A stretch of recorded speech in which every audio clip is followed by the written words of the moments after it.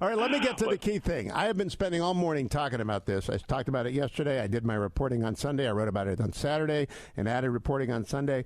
The deal with Mexico, in my view, is a real deal, a new agreement, a breakthrough. A lot of people in the media are calling it fake. They're saying the president is lying, that there is no new deal. It's an old recycled set of promises. What do you know, Senator Cotton? Thus far, Hugh, it looks like a serious step forward. I mean, the Mexicans have agreed to put more of their troops on their own, much smaller border to their south. And they've also agreed to take certain steps in terms of hosting more migrants, stopping some of the migrant caravans passing through their country, and also keeping more of those migrants in Mexico once they reach the American border.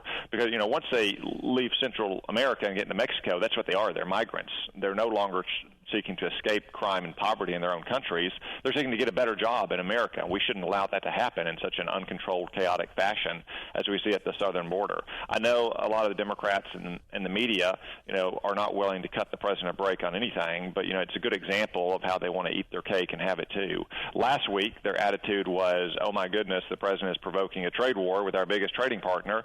He strikes a deal on Friday. Their attitude is, what a chump. He totally got rolled by the Mexicans. I mean, they can't have it both ways. But they can. They do. They always want to. They always want to. Now, what's interesting about the Post this morning, Nick Miroff, Kevin Seif, and John Wagner, they are reporting that they saw the secret deal. They saw the documents. And my reporting is that those documents are signed, and it has to do with when the third country asylum rules kick in. All right? That means that if you're a migrant and you have political asylum on the mind, you're fleeing something, the first safe country you get to is where you have to seek asylum under international law. Mexico has resisted for a long time accepting that designation. It's my understanding they will accept that designation unless the migration drops to near nothing. Is that your understanding? Well, Hugh, first off, I will say that Mexico certainly should accept that responsibility.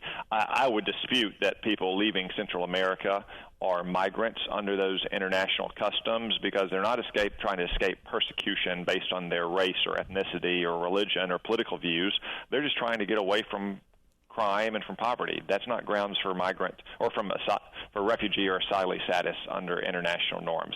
However, that said, this is again an example of how it's pretty convenient for the media. We'll go to the greatest lengths and give as many anonymous quotes as necessary to turn up what they claim to be turmoil or controversy inside the Trump administration. Yet on a core bit of international news, they have their head in the sand. They won't try to turn up any news whatsoever. Now, what's interesting, Senator Cotton, in the 8 years you've been in the Congress and the Senate, you arrived when George H.W. Bush was president. You served under him in the Army, so you know how deranged the press was about Bush. I served Reagan. The press hated Reagan. George H.W. Bush just got mocked. But I think this is a new level of hatred for a president. What do you think from your position of having been on the hustings in the Congress and in a uniform during this decade?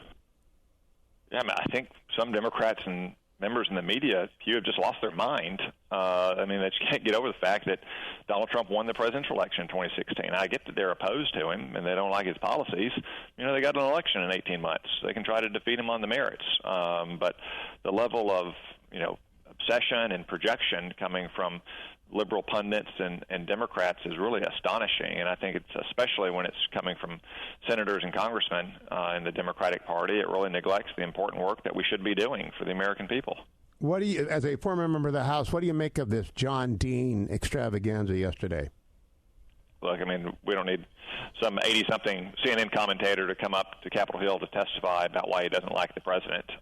You know, I don't even know what a lot of these Democrats are talking about over there, that somehow Bill Barr obstructed justice because he turned over a 97% unredacted report with the 3% redactions coming from grand jury material. If he had turned over the unredacted report, then they would have said that he obstructed justice or should be impeached because he turned over grand jury material. Again, it's just a perfect example of how the Democrats and the media want to eat their cake and have it too, probably in part because they invested so many of their hopes and fantasies in the Bob Mueller investigation, which proved what we knew all along, that there was no collusion between the Trump campaign and Russian intelligence services. You know, I think that's the key, Senator Cotton. The Mueller report has destabilized an already unstable sector of the media so that they've just gone completely over the ledge. Good to talk to you, Senator.